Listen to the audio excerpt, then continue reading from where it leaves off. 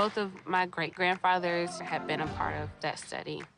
My roots in environmental health come from my great-grandfathers. They were sharecroppers, and then later they were able to own land for their family for generations to come. My ancestors' connection to the land has given me a strong care for our environment and how that environment influences human health. I am a fierce advocate for equitable treatment for all. The ways in which COVID-19 ravaged Black communities showed that we have underlying vulnerabilities when something like a pandemic hits. The path from tragedy to triumph travels along the path of learning.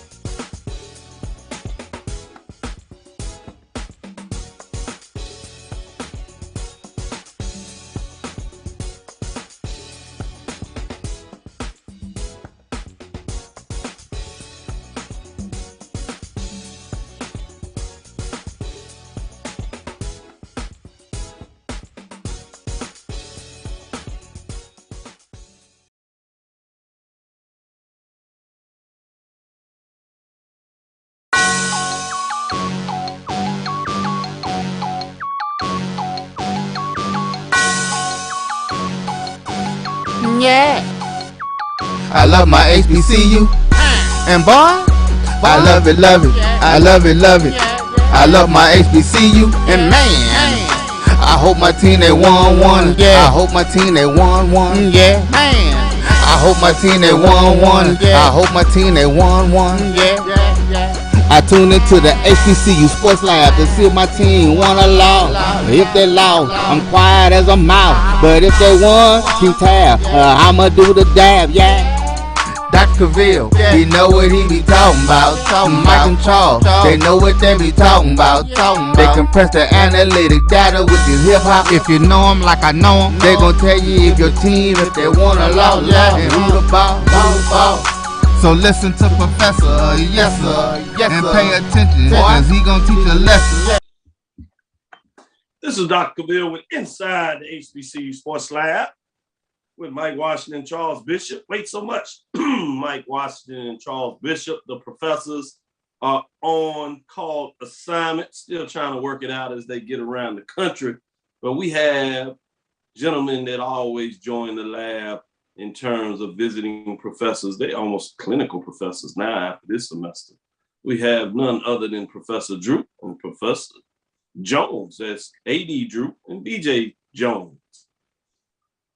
As we get into it, welcome to episode 203 of Inside the HBCU Sports Lab radio show and podcast, the show that's covering the sporting HBCU dash for all things HBCU sports from institutions large and small. From the NAIA to the NCAA, we share insights and information on the HBCU sports culture, HBCU athletic aesthetics to facilitate the story of HBCU athletic programs, and particularly the business of HBCU sports like none other. I'm your host, Dr. Cavil, sitting in again for Mike Washington, Charles Bishop, and none other than AD Drew and DJ Jones. So we're going to get into it. We are in our beautiful homes here for me, Texas Southern University, from the campus of Houston, Texas. Well, actually at our homes in greater Houston, Texas. DJ Jones, you in Atlanta or Birmingham? You know, you moved I am around. in Birmingham, Alabama. I see you. AD Drew, you in Atlanta or you in Alabama yourself? No, I'm back in South Georgia. I was in Alabama yesterday for the Miles Tuskegee game. So. South Georgia, getting in. Well, we'll get a chance to get in a little details. But if you would, today's episode of Inside the HBCU Sports Lab is sponsored by THG Agency. THG Agency is a company that provides sporting and educational consulting and data analytics. If you would allow me to take a little point of privilege at this moment, you know, we had Prairie View's homecoming yesterday. It wasn't quite the same because the RVs and tailgating were not allowed to be on campus. It was more of a virtual homecoming. It's the only virtual homecoming of the SWAC. You've seen several of the other HBCUs throughout the country move to this format. But I bring that on not to really talk about homecoming in itself or what wasn't there. It was magnificent in so many different ways. We'll talk about the game even a little more. But what I'm talking about now, Professor Drew and Professor Jones, is the cultural side of HBCUs. It's kind of hard to see that, but that's a glass that commemorates the 30th anniversary of none other than the Spring 91 line of Alpha Phi Alpha Fraternity Incorporated, Eta Gamma, 24 Sons of Raw. So you know we're going to do the slow burns, waco.com.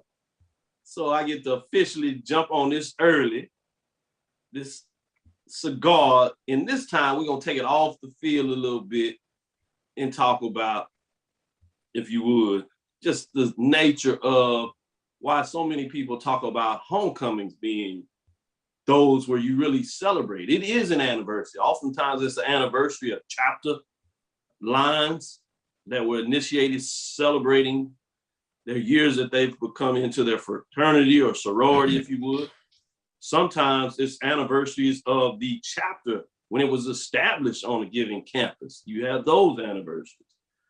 So when we talk about people coming back, there is an extension to that in terms of these fraternity and sororities. So I wanted to give a special shout out. It was 24 of us, but some of us were able to get together. We did some things Friday night, Saturday night at a couple of brothers' house. So I wanted to shout them out. Brother Mark Tippy, getting in here Wallace, if you would, Kennison Potts, Robert Chapman, Randy Steady Harris. I ain't gonna go into some of their line names. They might talk about a little bit 30 years later. It's kind of hard on some of them. Brother Chris Jordan, Brother Tony Hanson, Brother Herb Simmons. Some of them are literally taking their flight, so they'll get to see this a little later as they're heading back to different places. Some of them driving back this morning, but just wanted to shout them out. Alpha's in the house, you know what I'm saying? They did it big time, celebrated with all kinds of things. They got my official cigar representation. I can get it in now, even more so. Hopefully, as we get back to the field of play, we'll talk a little more about what took place yesterday. It looks like we got some teams seriously in the driver's seat on both the East and the West, which brings me to BJ Jones. I'm not even gonna get into saying how these folks doing. We'll do that a little later. We're gonna get right into it. BJ Jones, you were out there, and I don't know if it was a statement, if you would, an allegorical statement, or was it a rhetorical question? But you made this statement about the Braves. So I don't know if there's some need to check some folks. You know, it's blood pressure medicine. You know, we take this seriously. So I thought I would do some checks and balances. Because you said something about, I don't know what's wrong with those Braves. So I was going to give you a chance maybe to explain that a little bit. So I'm sure who you were talking to understood. But just in case the rest of the HBCU folks out there, I thought I could help you out if you need me. You know, doctor, not that side of the doctor, but, you know, I did sleep at a Holiday Inn last night, so you know. Well, man, this was kind of a shout out to my man Elvin Chris of Alcorn State University, man. Good guy.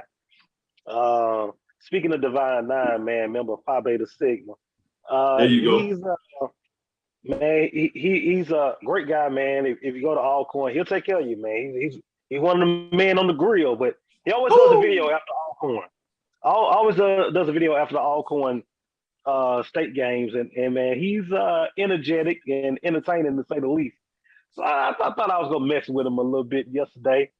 After Alcorn lost to Bethune-Cookman, and it was a rough loss for Alcorn. You know, Bethune-Cookman winless on the year. Alcorn in the hunt, still was in the hunt for the Western Division title, and everything got altered down in Daytona yesterday. Bethune-Cookman gets their first win of the year, and Lord and behold, you know, it was against a championship contending team. But the thing about it is, I don't want people to focus on so much what's wrong with Alcorn as to Bethune-Cookman was almost here at Prairie View a few weeks ago. That's They were right. almost here with them the beginning of the season. Bethune-Cookman had some opportunities, and the way that their season has gone, they've missed out. But they got a big win on yesterday, and if you're Alcorn, this game coming up against Prairie View, man, is very, very important. It's win and stay alive, lose and it's all over. So that's the week to come for Alcorn. Yeah, no doubt. We'll get into some particulars because now Alcorn needs some more help. Basically, between Jackson State and Prairie View, win one of the last two. And it is Katie Bar, the door. Going to you, AD Drew, in a lot of ways, you talked about the fact that you saw Prairie View coming out of the West. We'll give you a chance to get a little detail. But you also talked about that no team was going to go winless in terms of the conference. Now, you said nobody's going to go undefeated, and there's still a chance for that to hold true as well. Let's not get that lost. But we've cleared the first bar. So let me jump down and give some of these top 10, what happened in the major division and mid-major division. Then we can get into a little more discussion as we take our first break. Shout out to all the lab listeners out there. Noel Price, Ricky Burton is in the house. Lonnie Shaw is doing everything that he does, talking about good morning. Karen Griffin. Phillips is in here, checking us all out. Appreciate it. William E. Davis, talking about strike, strike, strike again. Yeah, that was a tough one on the bluff. We'll get into that. Reginald Johnson's in the house, Brother Johnson. Coach George Suggs is doing what he always does. Appreciate you. G. Boom Holly's in here. Happy homecoming from Prairie View A&M. No doubt about it. Thomas Einstein Maddox, morning. Yes, shout out. Keep it coming. With that, the number one team, Jackson State Tigers, pushed past Texas Southern Tigers 42-21. Looked like it was going to be a shootout. Certainly was the first half. And then the defense came to play for the Tigers of Jackson State and held them scores. We'll see that refrain in a couple of other matchups. When you talk about number two, Prairie View A&M Panthers, come from behind to defeat Alabama State Hornets, 24-20. It was a 20-10 halftime lead for the Hornets. A lot of folks were looking at with one eye. Defense showed up for the Panthers in the second half as well, shut out Alabama State Hornets, and their offense was able to put up 2 touchdowns. So they come from behind and win and then hold off the Hornets there. Florida A&M Rattlers defeated number 9 Southern Jaguars 29-17. Same thing. Came from behind, shut out Southern in the second half on the defensive perspective, and they get the win. Then it gets interesting. The number 4 Norfolk State Spartans lose in overtime. That was actually double overtime over the North Carolina Central Eagles. And much like the Panthers, we told everybody, hashtag protect your homecoming. Well, the Central Eagles did that. So did the Prairie View, but those sneaking homecoming upsets were out there. They were close, but not to be. 38-36. Man, that was a well of a game. We'll get into that, obviously. Number 5 Tennessee State Tigers, their win streak comes to an end as UT Martin Skyhawks make a statement in terms of the OVC as they defeat the Tennessee State Tigers 41-20. I'm not sure if it was that close. Just talked about number 6 Alcorn State Braves losing in the morning with that cup of tea. Many people were just getting up, especially those at homecoming, I imagine, unless they were going to those parades trying to figure it all up. And next thing you know, down go the Braves, making it challenging for them to come out of the West. Still are alive mathematically, but it gets interesting. And number 7, Alabama A&M Bulldogs quietly have won 2 in a row. Yes, they seem to be out of the race, but they have a ability to make a statement in terms of closing out the season. Some folks thought this would be an interesting matchup in terms of Mississippi Valley State Delta Devils, but Bulldogs get it done big time, 42-14. Number 8 South Carolina State Bulldogs, they find a way just to win. A game, Howard Bison, but they win it 15-12. Bulldogs, so they continue to control their destiny. Even though Norfolk State lost, they're not out of it. But one of the surprises, and was we talked about teams that were winless, which is Bethune-Cookman getting that win over Alcorn State Braves.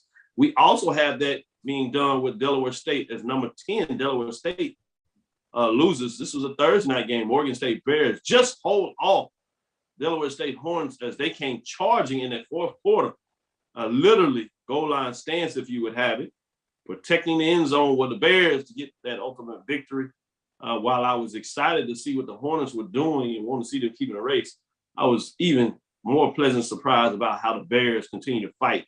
And they, in a lot of ways, really deserved this game as they were able to get it done and hold it off as they win 20-14. A couple of players get out of that losing column, so it was good to see that.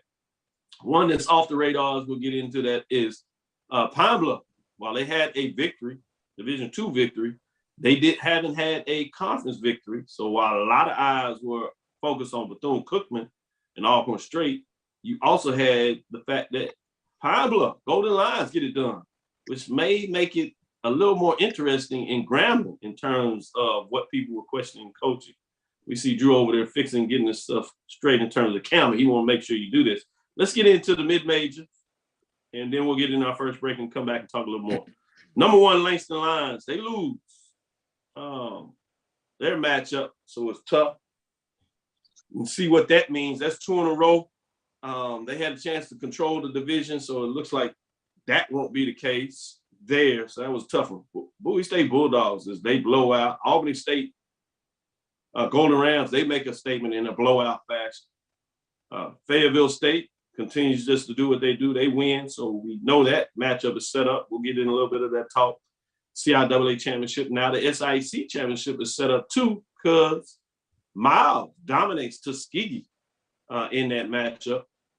Kentucky State had an outside chance. They needed to win. They did do their part, dominated Central State, but not to be done when they found out what Miles got done as well. So upset there in terms of Shaw Bear a little bit, surprising some folks. So we'll get into that a little more. Let's take our first break and we'll get into some discussion on some of these matchups and see what people think. Stick with us. We'll be right back after this break.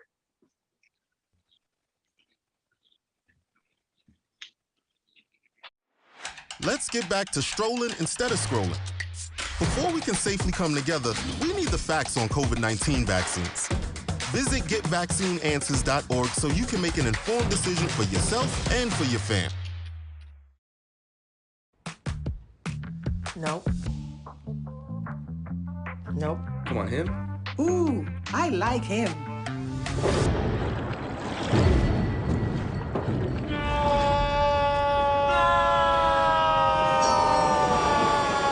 Quick, the quicker picker-upper. Bounty picks up messes quicker, and each sheet is 2 times more absorbent, so you can use less. He's an 8. He's a 9. Bounty, the quicker picker-upper. Thank you guys for what you do for HBCU athletics. This is a fantastic avenue for all of us. This is our ESPN, so we love what you guys do. Brian, AD, Roy, all you guys at BCSN. We really appreciate what it is that you guys do for us.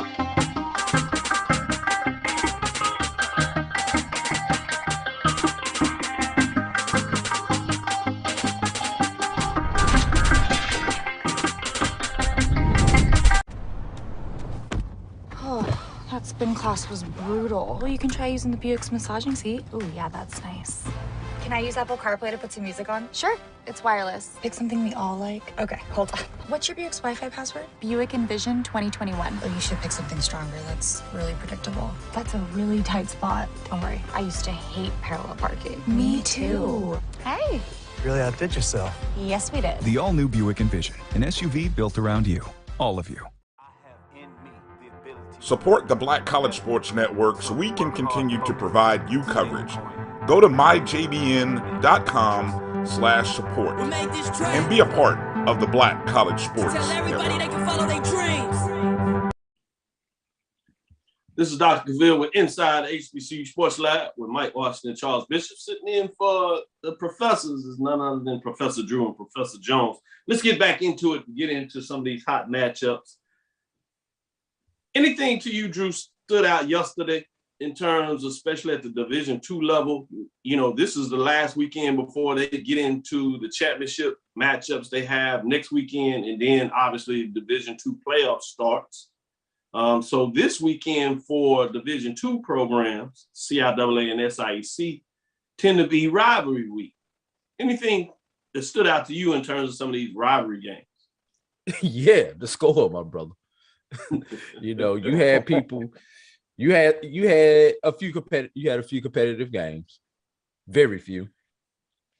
Then you had games where teams open up a small can of whoop, you know, about a 10-ounce can. You had games where teams opened up a number 10 can of whoop. And then you had that one game out there, Bowie and Elizabeth City. That's not a quote unquote rival game, but Bowie opened up a whole keg of whoop on Elizabeth City, beat them by almost 70 points on the last game of the year. You know, when you look at 79-6. Yeah, when you look at your schedule, you look at those classic matchups, whatever your classic is, whatever your homecoming is, and probably the number 3 thing on there, you look at that last game of the season, that quote unquote rival game, to make your plans on which games you're going to go to and where they are depending on the location. So disappointing last day of the season, very anticlimactic on the Division II level.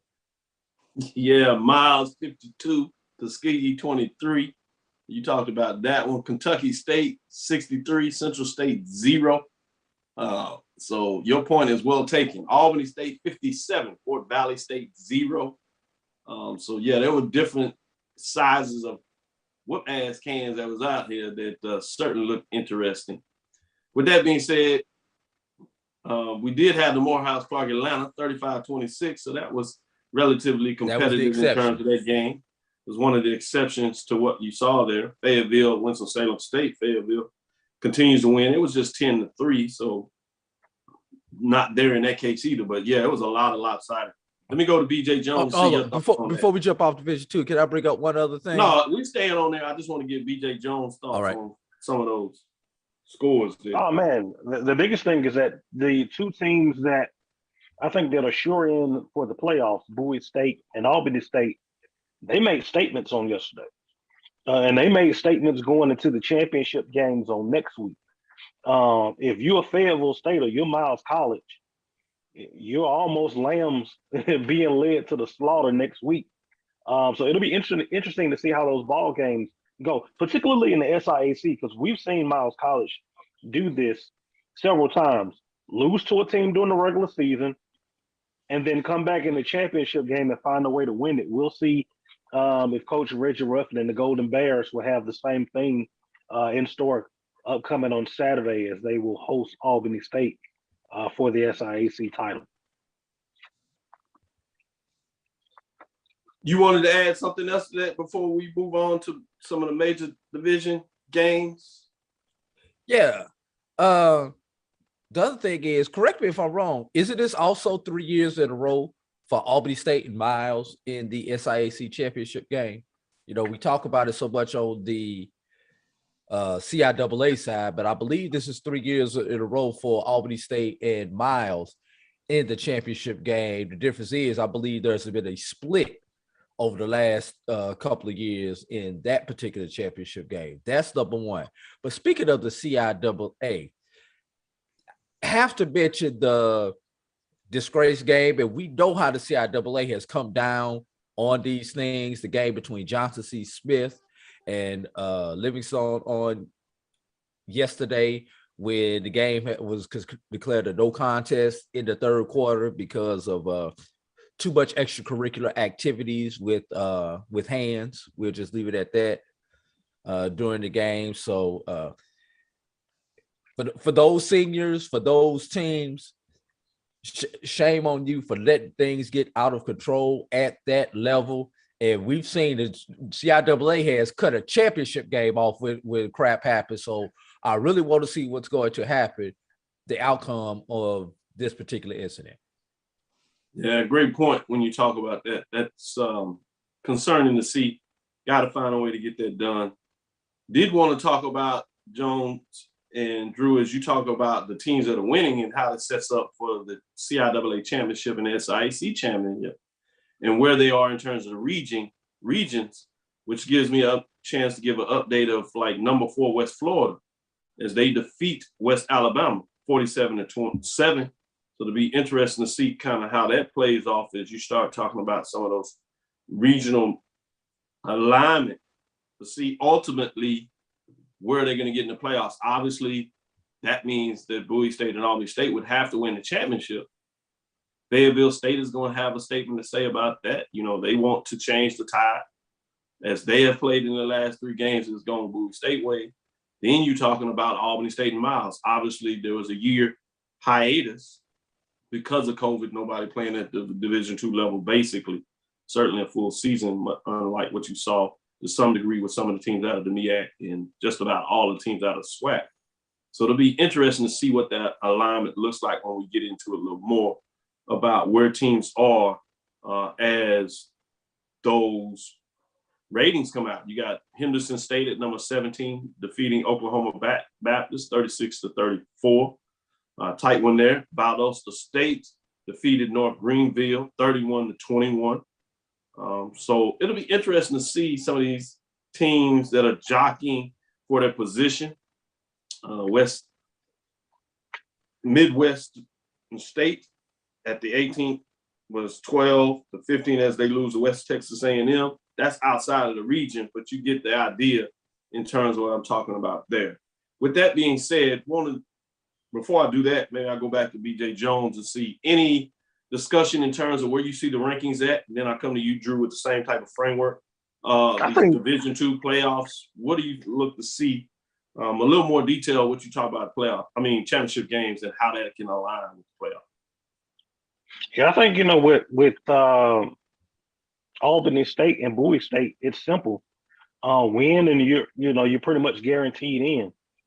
And being able to do that, doesn't matter how you do it, but you got to get it done. Another team that's kind of out there, kind of hanging, Savannah State. Savannah State 8-2. On the outside looking in, there were a lot of questions about Savannah State. Do they pick up an extra game to try to pick up a win to boost themselves in the regional rankings and so forth? So it'll be interesting to see what Savannah State will do. But talk about Savannah State. Think about where their program is now compared to where they were a few years ago. We talk about 2 straight winning seasons, and it looks like that's a program on the rise down there in South Georgia. No doubt about it. Going to you, Drew, before we go to this break, I like that point that you made there. And we were hearing that Savannah State may try to pick up a game with Shaw Bears, but after Shaw Bears lost, I'm not sure how much that will help them. Even if they are able to schedule that game, it certainly wouldn't do anything for Shaw. And Shaw probably had a reason to seriously consider playing that game because they could have kind of helped themselves. But after that, what many people see in terms of top 10 rankings, that upset by Shaw Bears, I'm interested to see where they even seriously consider to play that. What are your thoughts on that?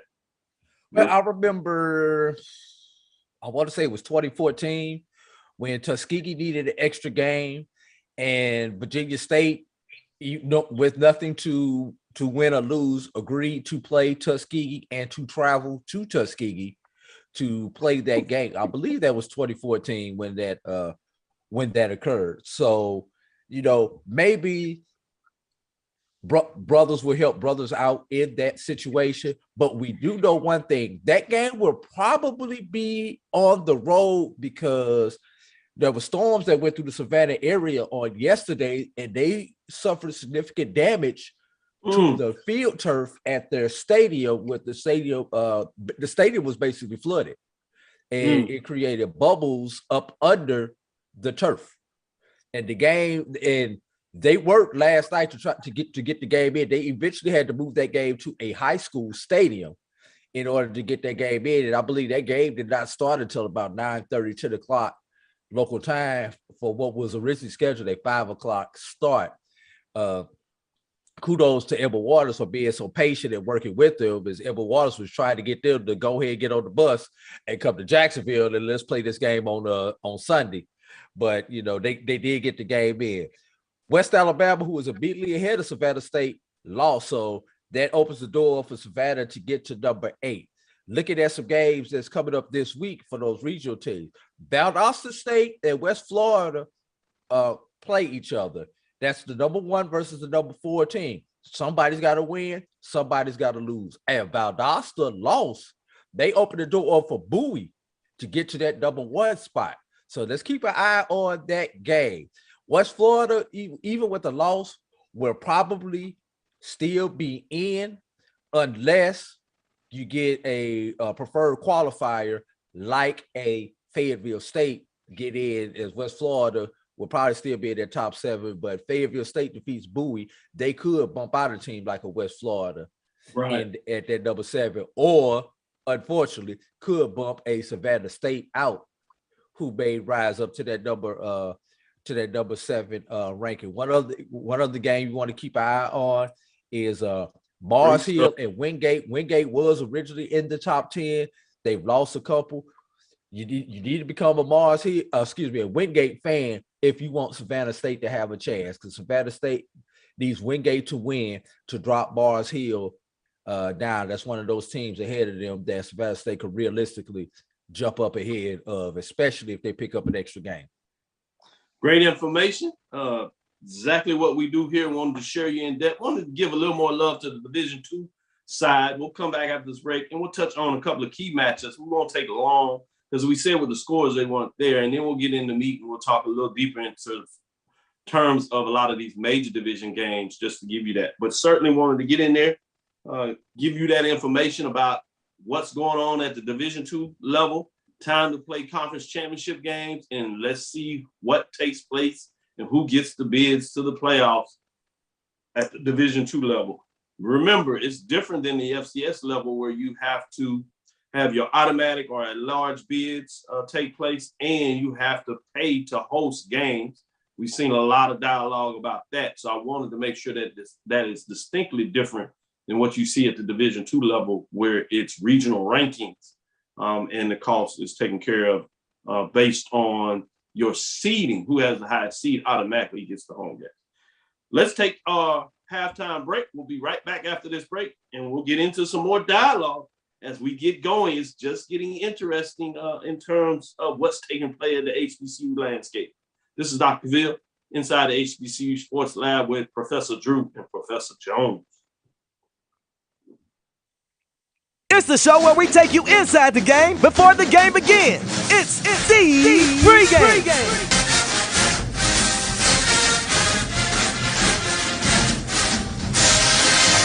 With your host, Charles Bishop and Neely. So get ready, because we pregame harder than the other show's party. It's the pregame.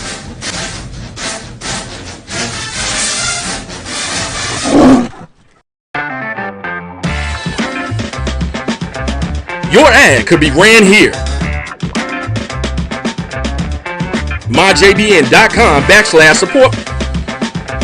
MyJBN.com/support for more information. Supermarket sushi, really? No. Wait, Troy, you work here? I'm never not working. Like Head & Shoulders Scalp Shield technology, up to 100% dandruff protection, even between washes. Never not working, huh? Oh, Troy, you're such a good teacher. Yeah, I know. Never not working. Never not working. Never ever not working. Are you serious? Never not working. Dandruff protection that's never not working. Head & Shoulders Scalp Shield technology.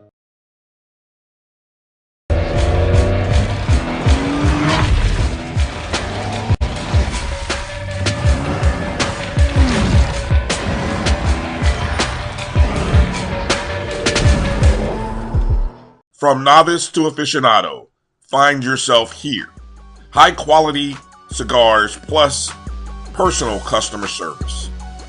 Slow Burn is Waco's only mobile cigar lounge, featuring a meticulous, curated collection of premium cigars. Visit our website, www.slowburnwaco.com. That's www.slowburnwaco.com. This is Dr. Cavil with Inside the HBCU Sports Lab with Mike Washington, Charles Bishop. They're out on assignment, so we have none other than the visiting professors. That's Professor Drew and Professor Jones, A.D. Drew and B.J. Jones. Some people call them the Division II gurus and the football gurus, you know, all those good things, accolades alone. One I did want to touch on, and we really hadn't, which is a tough one. Langston, Oklahoma, W.E. Anderson Stadium. I mean, Langston Lions have played so well for so much of the season, but it's a full season for a reason. Arizona Christian Firestorm, and this was a home game. They lost, and so Firestorms improved to 7-2 and 6-2. Tied Langston, previously ranked number 4 in the mid-major. They'll probably drop down from that. They're at 7-2 overall, 6-2, losing their last 2 games, both of them being close losses. This one was overtime. They lose 40-37. Crazy matchup there. Any thoughts in terms of that matchup or what this does just to the NIA playoff hopes, obviously? Conference championships out the window. What are your thoughts on this, BJ Jones? Man, for Langston, it definitely took a hit, man. I was looking at the NAIA projections for the playoffs, and Langston was in a group with win and you're in. And here, definitely a loss definitely hurts their chances. We'll see how it shakes out, but this loss was not kind to the Lions at all. Drew, what are your thoughts?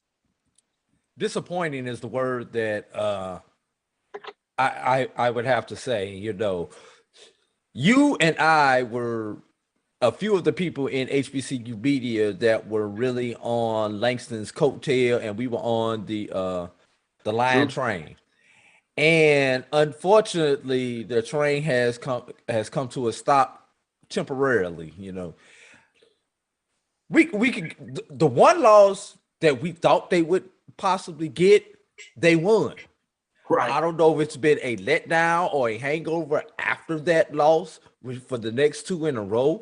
But, you know, there were questions about Langston's schedule early in the season, that they were playing some softer teams and some easier teams. So maybe it's catching up with them. They were maybe got a little bit too overconfident. They defeated all those teams early. 7 of them in a row, 6 in a row. Then they defeated that one tough team. And now maybe we're dealing with 18 to 22-year-olds. They read their own press clippings. They create their own press clippings now. So maybe they believe too much of the hype. That's pretty good. Not only do they read their own press, they create it, and they do. Yeah, the tough one is they have the win over the Spirits on the road, which now clinched the regular season championship, basically. They're 7-1 in the conference race. Langston falls to 6-2, and it's a 3-way tie between Arizona Christian and Texas Wesleyan.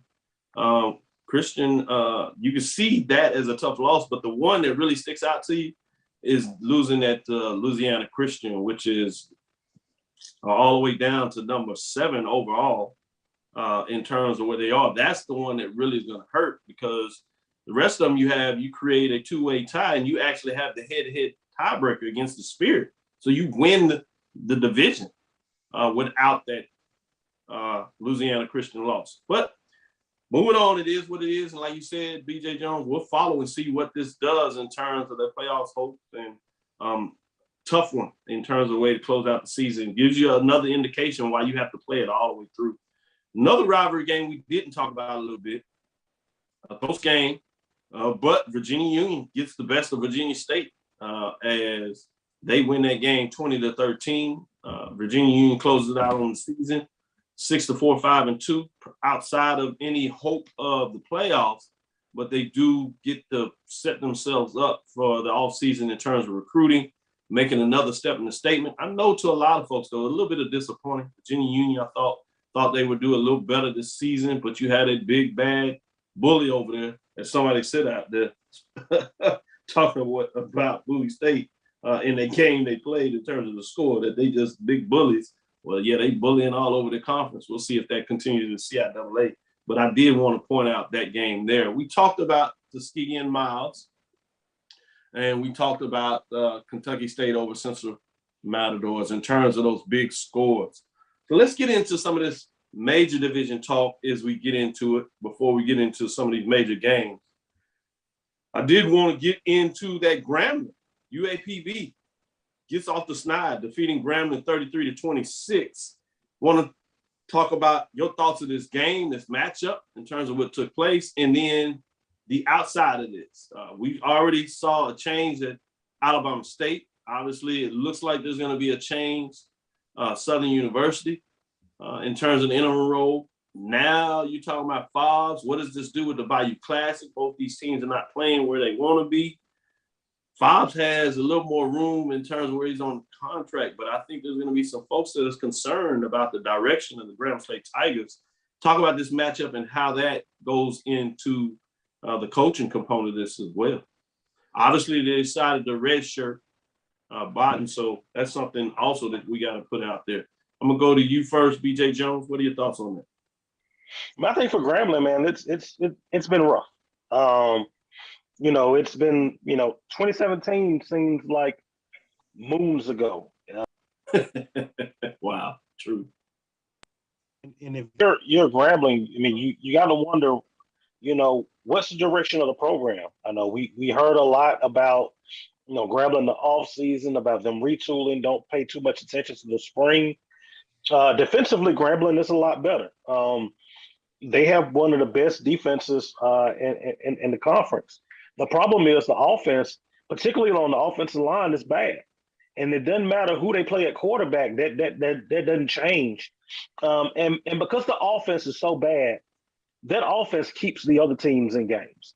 And you put a lot of pressure on that defensive football team. Didn't see yesterday coming. I thought that, Arkansas Pine Bluff had pretty much mailed it in. But if you're Grambling, a lot of people are now talking about moving on. I know that Fobbs is under contract. He has a sizable buyout. But when we want people gone, we'll find the money. We'll find the money to tell you sayonara. And I think it might be, we'll see over the next couple of weeks. And I think, a loss in that Bayou Classic, that might be the death nail. We'll see. Drew, what are your thoughts? I want to play a game with you guys. The game is called Either, Neither, or Both. And the question is, will Broderick Fobbs and Jason Rollins be the coach of their respective teams for the Bayou Classic? Either, neither, or both.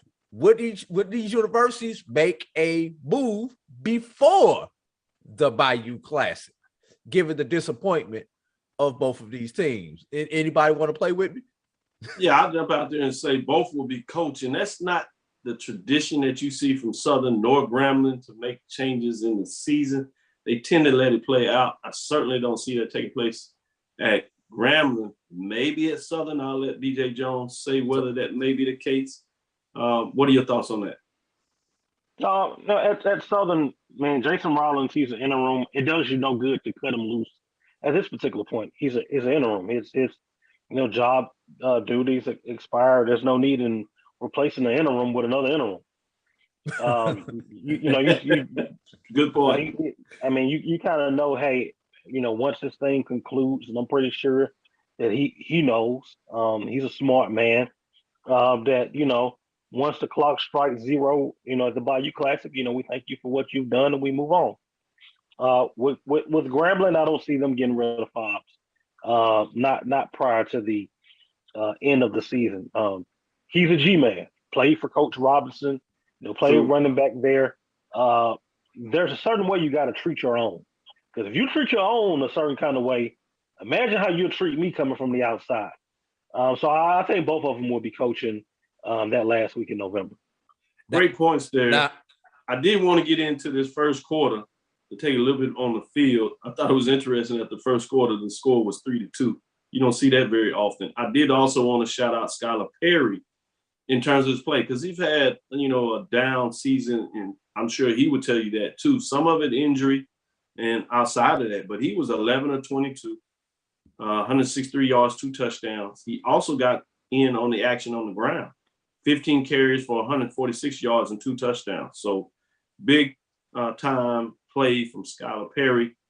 That's 2 in a row for him over Grambling, coming out of the greater Louisiana area. Obviously got it done last year against Southern, not so much at home game, but I think there's a measure of respect. So I wanted to make sure I gave him his accolades. Playing through a tough season at this point, certainly had higher expectations, and he wasn't quite reaching them. So I thought that was interesting. So I wanted to get into that.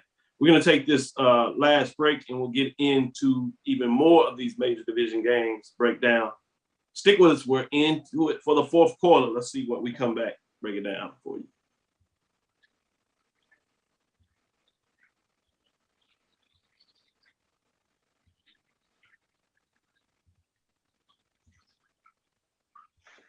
Thank you guys for what you do for HBCU athletics. This is a fantastic avenue for all of us. This is our ESPN, so we love what you guys do. Brian, AD, Roy, all you guys at BCSN. We really appreciate what it is that you guys do for us.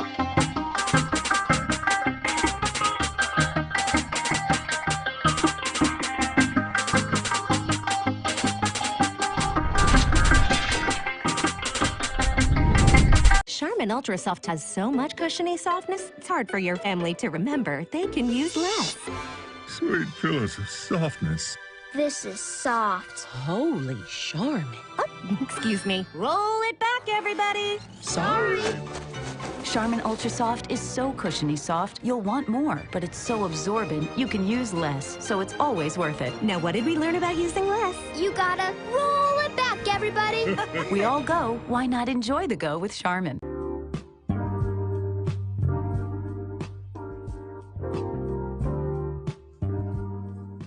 This is the BCSN Pod Zone, your place for the news, views, and conversations about all things related to HBCU athletics. Here are the BCSN Sports Wrap, Dr. Cavil's Inside the HBCU Sports Lab, Knights of the Round Table, the pregame show, the Carlos Brown Show, the ONG Strike Zone, and more in one place. We are changing the way you consume HBCU sports, one broadcast at a time.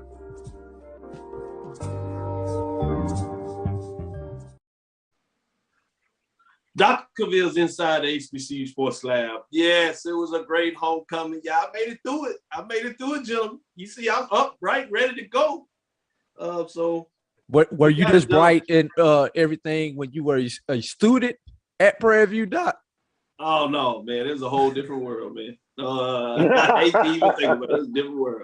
I was trying to be like BJ Jones. I was excited about homecoming. I was the man, Mr. Beat Pie, as you know, is that name. Oh, a lot of people don't know, and I'll tease this out there. Hopefully, I won't hate that I put this out there, but they used to call me Yada Bear, the Big Bear. Had a dance and all. Well, let's get back to it. Prairie View, Texas Panthers Stadium homecoming SWAC. Alabama State Hornets fall to 3-5, 2-4 as they lose the number 2 Prairie View Panthers, who are now 7-1, 6-0, clearly controlling their own destiny. They can get it all done next week as they travel to Alcorn, really get a full payback of multiple seasons. But even with that, they have a way to win it out. If they win one of the last 2, they're still in. So fascinating of how this is coming down. It looks like a clash between Jackson State and Prairie View. Who would have thunk that for a lot of people early as we started the season? So number 2 Prairie View come from behind to beat Alabama State Hornets 24-20. Sticking with you, Drew, what were your thoughts in terms of this matchup as it went down? Scary. That's the best way. You know, we had a couple of homecoming games that turned out to be scary this weekend. Yes, teams protected their homecoming, but you might have gotten a check with a few more digits in it if you would have done what you needed to do at home. Let's take that Prairie View game. I was trying to monitor that game while I was calling the game in Birmingham, and when I was given the score, I'm like, I had to keep refreshing my screen to make sure that the score wasn't in there backwards, because calling the Tuskegee games, it's just a natural tendency we give out the other Alabama schools scores as they're playing, because we've got a lot of alums and families that are tied to multiple schools in the state of Alabama, and it was scary. It was scary for a couple of reasons. Number one, you want to see, at this point in the season, you really want to see Jackson State and Prairie View go into that SWAC championship game undefeated in the SWAC. That's number one. That's going to be the best matchup. That's going to be the matchup everyone's going to be talking about. And that's the matchup that may potentially bring 50,000 people to Memorial Stadium there in Jackson. Now, let's go over to that BAC game. Double overtime. Well, let me let BJ Jones talk about this game, and then we'll get into the MEAC, because I want to take a deeper dive in there. Jones, what was your thoughts in terms of Prairie View and Alabama State? Alabama State coulda, woulda, shoulda. Anytime you go up 20-10, they had opportunities to put Prairie View away and missed opportunities. And true, this has been synonymous with the Alabama State season. It's been a rough one for the Hornets, but they had opportunities. They had opportunities a week ago against Alabama A&M. The only game I felt like that there was no chance was Florida A&M because they couldn't do anything offensively. But even if you look at the Jackson State games, you connect on 2 or 3 passes, that's a completely different game. And if you're Alabama State, the one thing you can hang your hat on is help is on the way. There's going to be a regime change down there. This football team will look different next year up under a new leader. But at 20-10, a lot of Alabama State people were happy and excited that this was going to be a signature win. And Prairie View scores 14 answers. Shout out to Coach Dooley and that staff. They get it done. They're rolling in the Alcorn next week. Point well taken. As you talk about it, let's get a little bit before we get that MEAC, because I want to get into that North Carolina Central Norfolk State game. I really want your thoughts on that. But let's get into this game between Jackson State, Texas Southern, since we're talking about potentially this matchup. This is another one where Jackson State had to come from behind. Now, it was early, 14-7 into that second quarter, and then they actually go into the half leading 21-7. Texas Southern ties it up, and it stays that way until you get into the fourth quarter, where Jackson State really explodes with 20 points to close it out in style as they get it done and roll away from Jackson State as it goes to 27-21, and then they just follow up and get it done. What are your thoughts in terms of what took place there, sticking with you, BJ Jones, between the Texas Southern Tigers and Jackson State Tigers, when you really built this in a lot of ways based on 2 freshman quarterbacks going at each other? And it lived up to it, at least for the first half. Well, if you look at him, Andrew Biden didn't have the best game through the air that he's had this year. Jackson State's ability to run the football, Texas Southern's ability to run the football against that Jackson State front seven. Texas Southern they were gashing them. 259 total yards.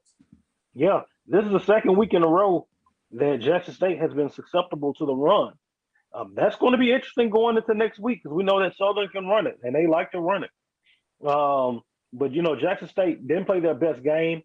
But hey, in the second half, they found a way to close it out. That defense finally they locked down, and offensively they were able to take advantage of some mismatches, and they were able to get it done 41-21. And that's what you need to do at this point. When you're in a championship race this late in the season, it's about surviving advance. It's not about the style points. It's just simply surviving advance. Yeah, let's play into that role, and I'll come to you to talk about this game or just thought process. Jackson State has Southern on the road. They go down there, and then at home they have Alcorn. Prairie View, they go to Alcorn this week, and then they have Mississippi Valley State at home. Just those 3 teams when you look at about closest. FAMU, obviously, is starting to close out the season. They have that rivalry game against Bethune-Cookman. And prior to that game, who does FAMU have left on the schedule? They have UAPB this week. Okay. And they go to Pine Bluff. So that's interesting. After Pine Bluff got the win, I still think FAMU has third too much road game in a row. road game. So it'll be interesting about that.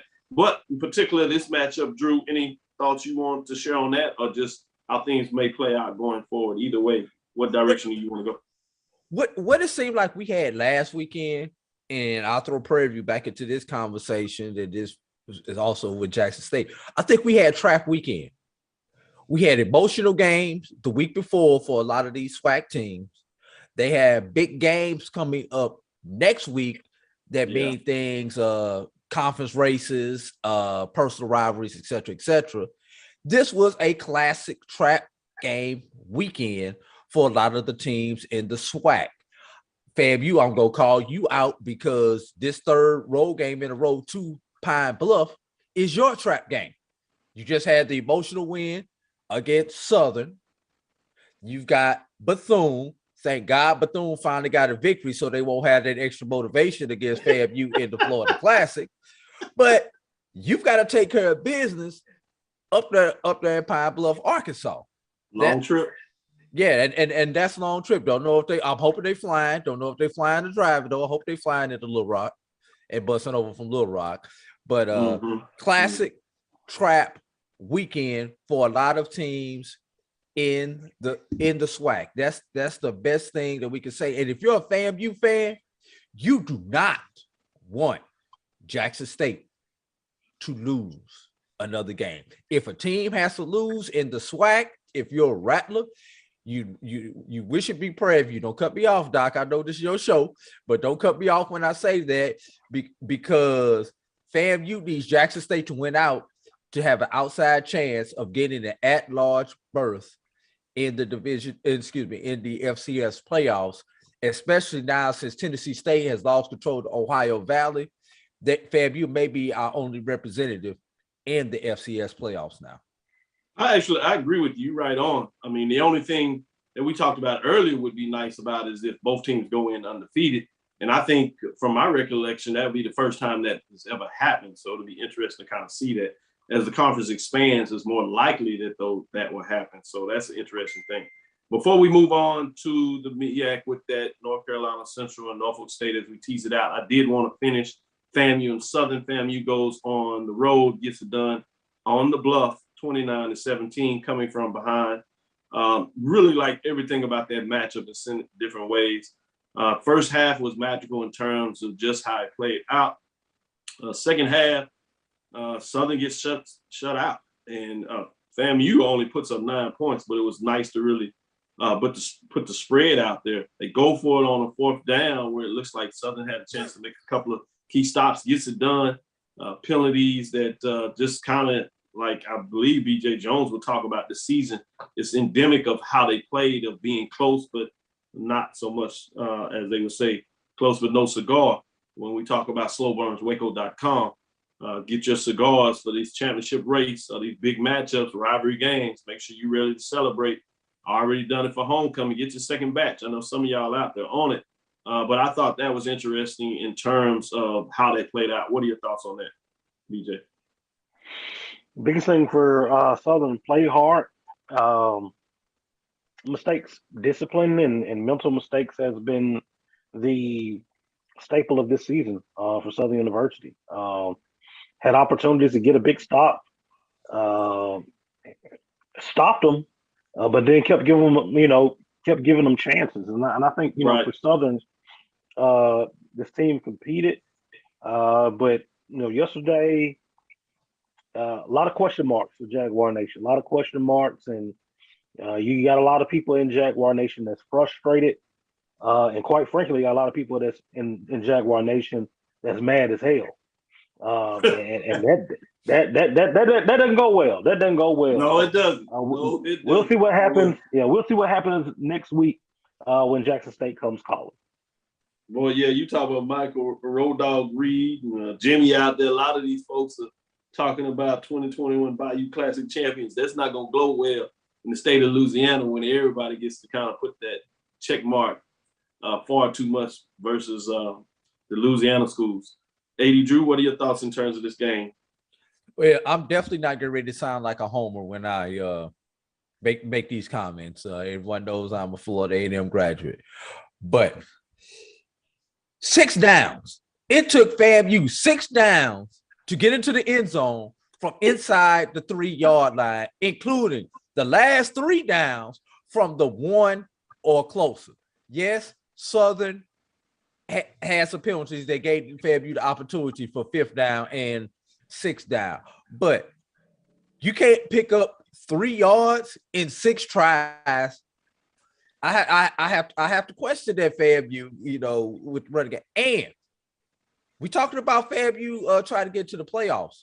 The decision to go for it on 4th down, even though you were at the 1, or it may be slightly aside the 1, I have to question that decision. Was FAMU trying to go for style points? Because conventional wisdom tells you you're up 6 at that point in time in the game. You're around 10 minutes to go in the 4th quarter.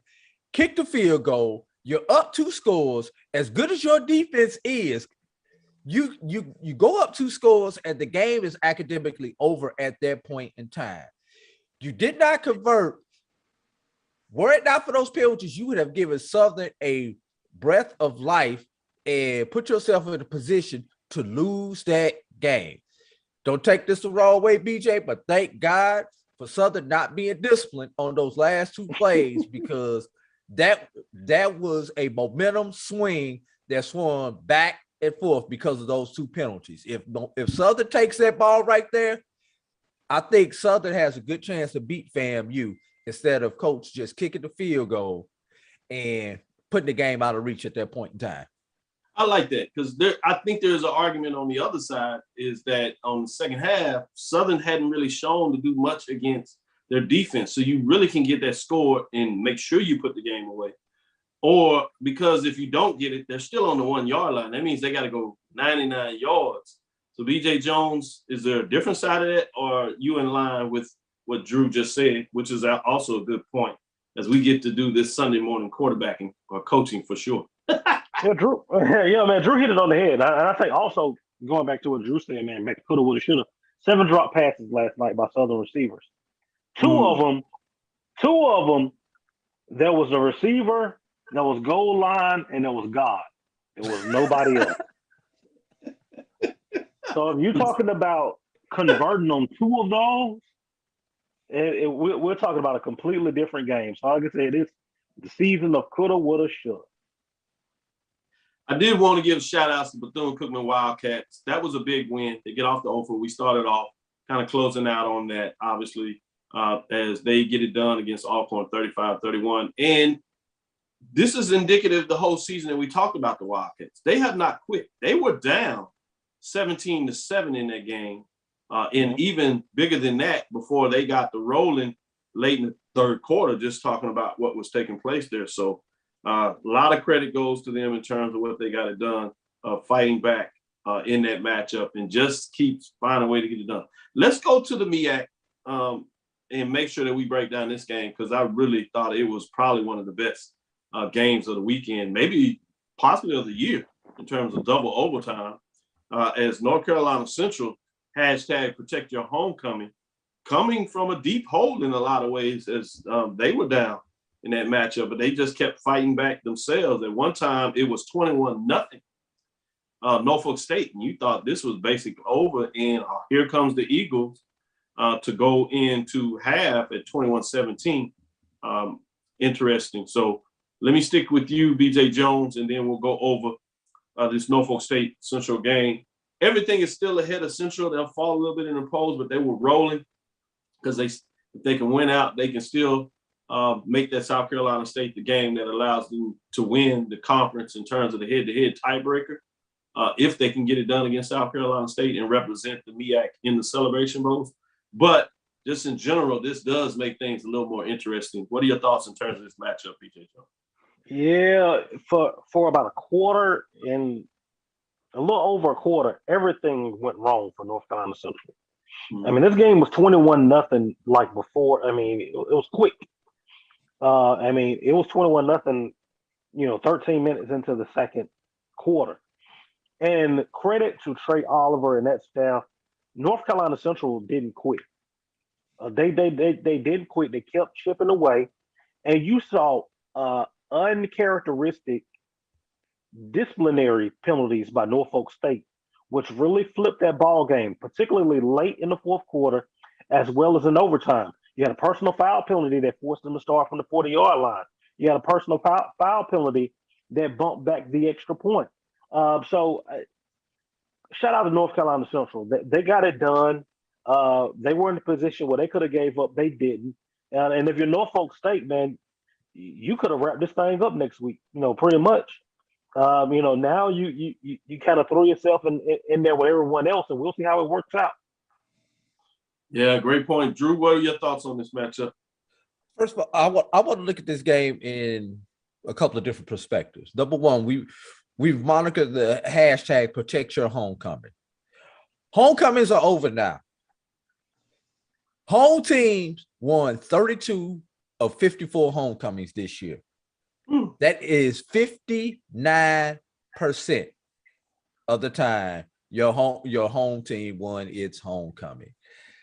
Last time I checked it, those were not good numbers. Those are good betting odds. But for homecoming, you need to be up around 70-75% if you want the checks to flow. HBCUs.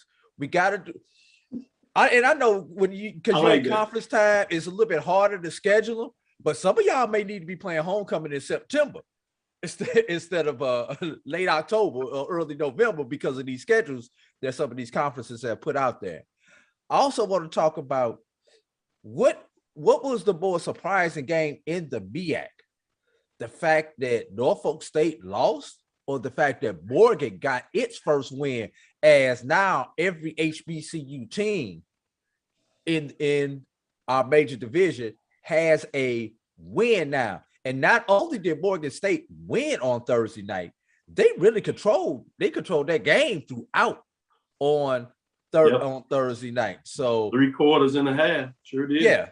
So I think that is something else we need to look at significantly with the MEAC. And I think I don't know, a lot of MEAC people were really looking at HBCU football, was really looking for Norfolk to be that representative in the Celebration Bowl, obviously creating that matchup where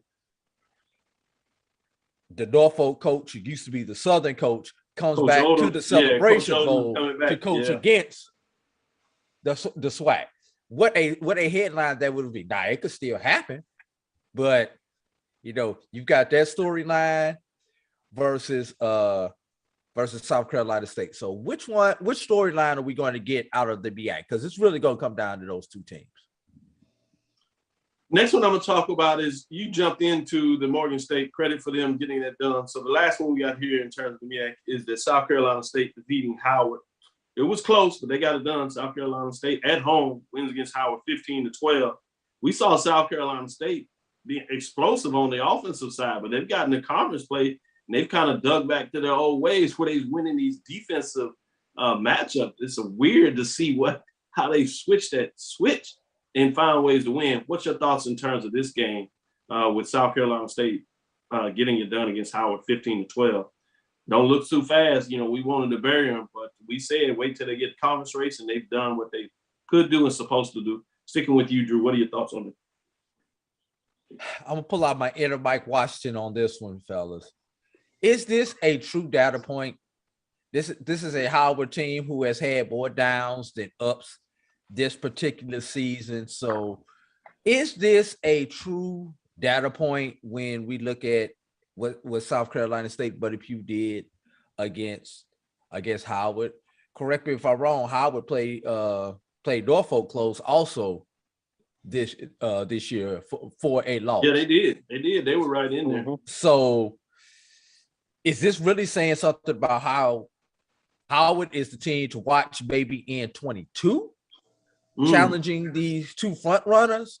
Or is this about, I don't even want to use the word parity, mediocrity in the MEAC conference this year? That's the question that when we actually have time to sit down and look at the data points, that's what we need to figure out what this game says. BJ Jones, I want to get your thoughts on this matchup, though that comment there as well. South Carolina State looked better offensively when they were playing defenses that weren't that good. And just the fact of the matter. Now you're playing better defenses.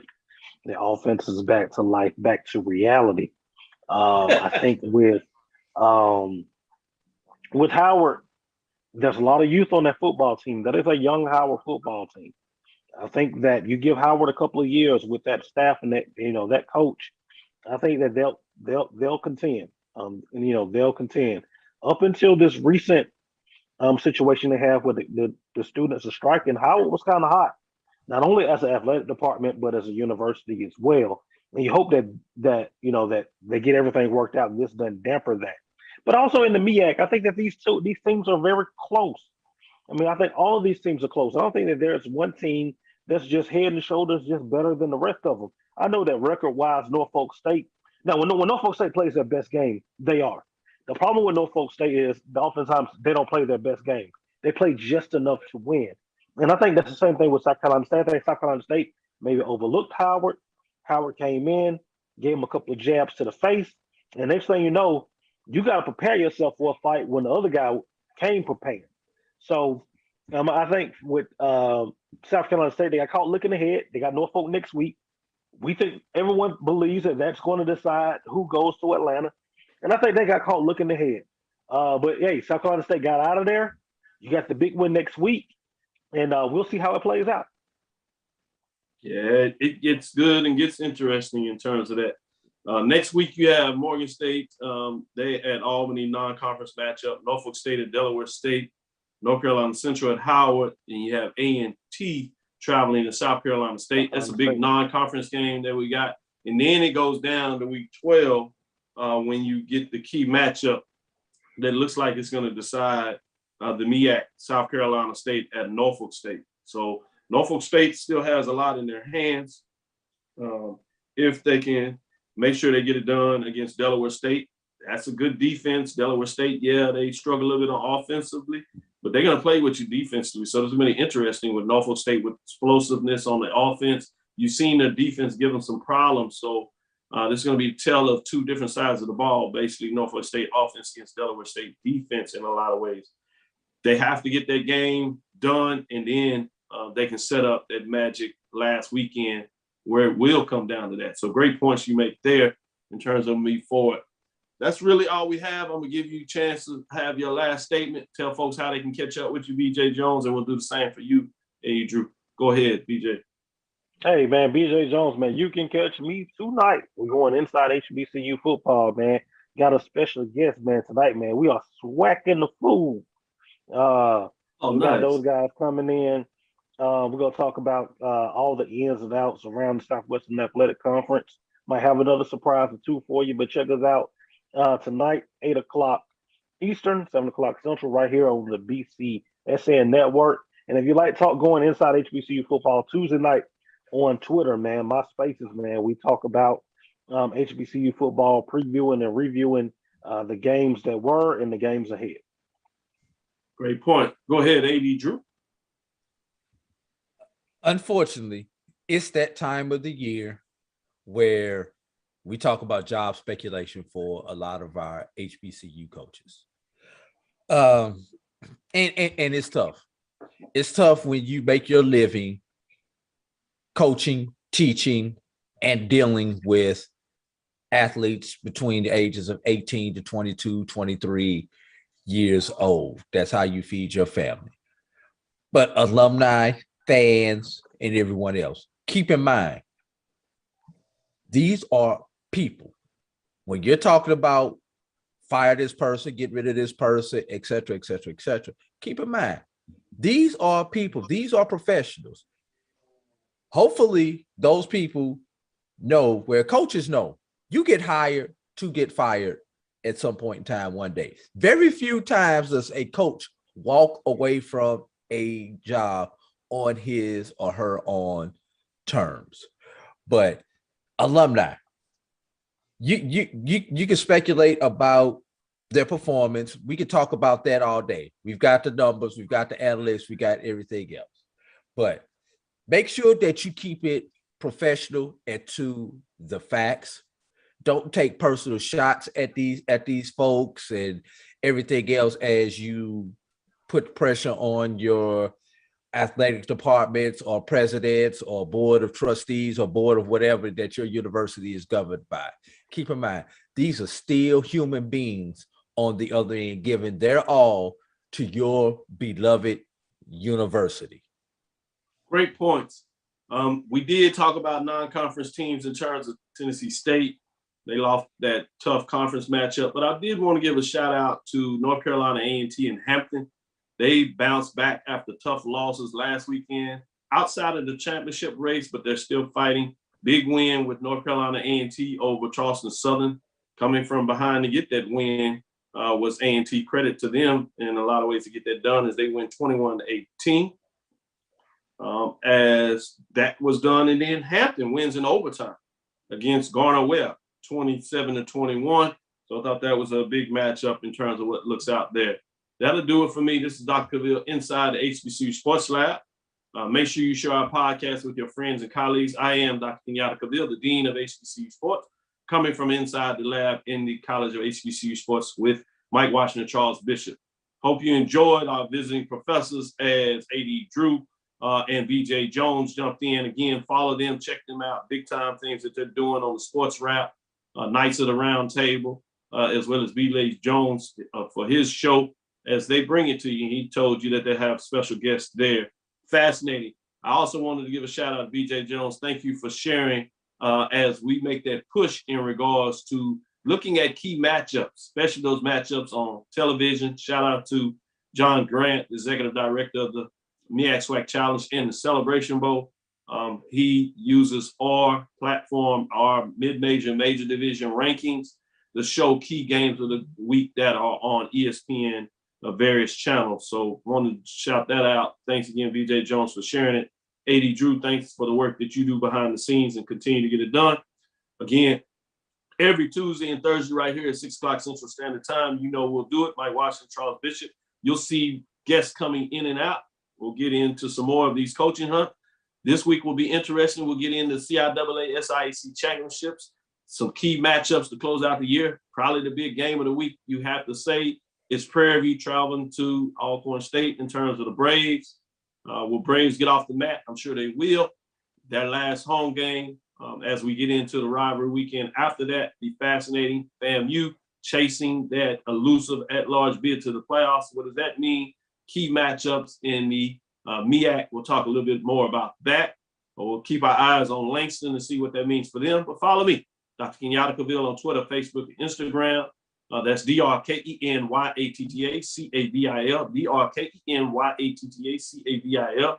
Look for us. We'll transition and start giving you some basketball news. That's interesting. It's coming up. The hardwood is seeing that ball bounce on it. So we'll get into that a little bit. And we'll make sure you close out strong on the football season and see how things close out. And churn, great points by A.D. Drew. You can make all these statements, certainly have the right to talk about whether you want to go in a different direction, but how you handle it is something that we need to make sure we do the right way. Inside the HBCU Sports Lab with on Twitter, that's Facebook and YouTube, inside the HBCU Sports Lab.